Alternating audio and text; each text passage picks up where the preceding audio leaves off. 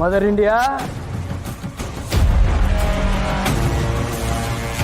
ಊಟ ತಿಂಡಿ ಬಿಟ್ಟು ಮಾತ್ರೆನ ತಗೊಳ್ಳದೆ ಹೋದರೆ ಸತ್ತು ಬಿಡಬಹುದು, ಸತ್ತು ಬಿಟ್ರೆ ಈ ಜಯಂತನಿಂದ ತಪ್ಪಿಸ್ಕೊಂಡು ಬಿಡಬಹುದು ಅಂತ ಅನ್ಕೊಂಡಿದೀಯಾ? ಅದು ಅಷ್ಟು ಸುಲಭವಾಗಿ ಸಾಧ್ಯ ಇಲ್ಲ. ಇಲ್ಲಿ ಈಗ ಒಂದು ಬ್ರೇಕಿಂಗ್ ನ್ಯೂಸ್ ಇದೆ ಮದರ್. ಆ ನ್ಯೂಸ್ ಇರೋದು ಅರ್ಜುನನ ಬಗ್ಗೆ. ಆನಿಲ್ಲ ಅಂದ್ರೆ ನ್ಯೂಸ್ ಹೇಳಲ್ಲ.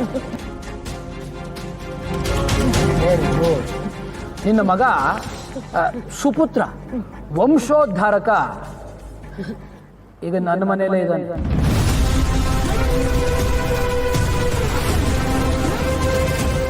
ಏನು ನನ್ನ ಮಗ ನಿನ್ನ ಮನೇಲಿದ್ದಾನ? ನೋಡಪ್ಪ, ಒಂದೇ ಒಂದ್ಸಲ ನನ್ನ ಮಗನ ನನಗೆ ತೋರಿಸ್ಬಿಡು. ನಾನು ಈ ಜೀವನ ಹಿಡಿದಿಟ್ಕೊಂಡಿರೋದು ಅವನನ್ನು ನೋಡೋಕ್ಕೋಸ್ಕರ. ಒಂದ್ಸಲ ಅವನ ನೋಡಿ ನಾನು ಕಣ್ಣು ಮುಚ್ಕೊಂಡ್ಬಿಡ್ತೀನಿ. ಅರೆ, ನೀನು ನೋಡ್ಬಿಡ್ತೀಯ, ಪ್ರಾಣ ಬಿಟ್ಬಿಡ್ತೀಯ. ಅದಕ್ಕೆ ನಾನು ಅಷ್ಟು ವರ್ಷದಿಂದ ನಾನು ಕಾಪಾಡ್ಕೊಂಡು ಬಂದಿರೋದು. ಓ ಮಗ, ಇಲ್ಲಿ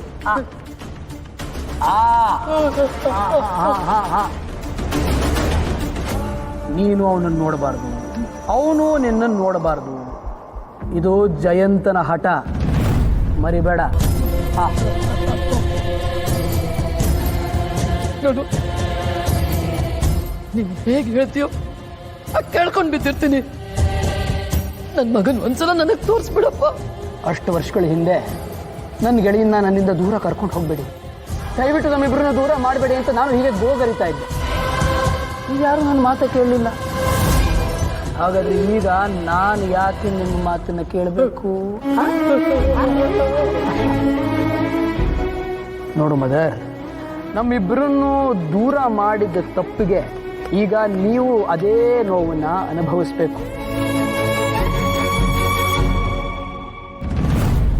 ಈಗ ನೋಡು ಮದರ್, ನೀನು ನಿನ್ನ ಮಗನಿಗೋಸ್ಕರ ಹಂಬಲಿಸ್ಬೇಕು, ನಿನ್ನ ಮಗ ನಿನಗೋಸ್ಕರ ಹಂಬಲಿಸ್ಬೇಕು. ಆದರೆ ನೀವು ಯಾವತ್ತೂ ಒಂದಾಗಬಾರ್ದು. ನೀವು ನಮ್ಮಿಬ್ಬರನ್ನ ದೂರ ಮಾಡಿ ನನಗೆ ಕೊಟ್ಟಿರೋ ನೋವನ್ನ ನೀನು ಅನುಭವಿಸ್ಬೇಕು ಮಗ. ನಿನ್ನ ಮಗನ ಹತ್ರನೂ ಹೀಗೆ ಕೈ ತುತ್ತು ತಿನ್ನಿಸ್ಕೊಳ್ಬೇಕು ಅಂತ ನಿನಗೆ ಆಸೆ ಅನ್ಸುತ್ತಲ್ಲ?